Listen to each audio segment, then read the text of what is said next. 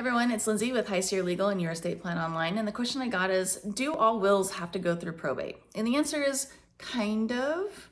And the reason for that is that, again, a will is just the roadmap for the court to follow through the probate process.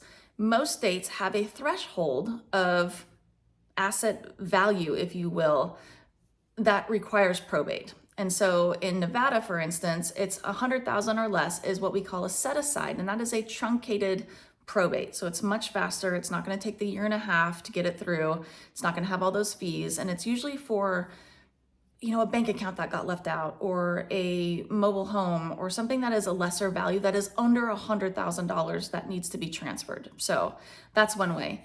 Also, many states have provisions that if an estate is less than a certain amount of money, I think California is like 160, other states, depending on the amount, Nevada is 25,000 for a non-spouse claimant or 100,000 for a spouse claimant, not including real property. So again, a bank account, an investment account, something like that that got left out or didn't have a beneficiary on it would be set aside, or it's called a small estates affidavit, saying that, hey, agency, this is a lower ticket item, if you will. I'm the person who's entitled to this, and we think that we don't need to bog down our system at the courthouse with a probate for this one item, this one bank account or whatever. And we feel that if there's a mistake, then, well, it's a harmless error of not so much money, if you will. So under 25,000 if it's a non-spouse claimant, 100,000 if it is a spouse claimant, and that's not for including real property. So those are some ways that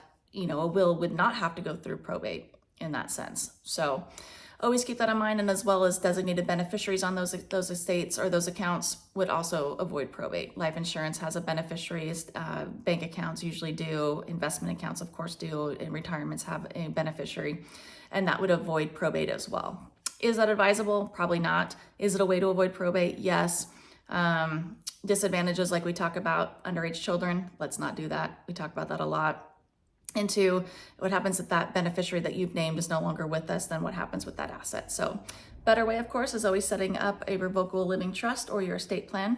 And we can do that easily with you. Do it yourself with Your Estate Plan Online or High Sierra Legal. And again, I'm Lindsay. When you think of death, think of me.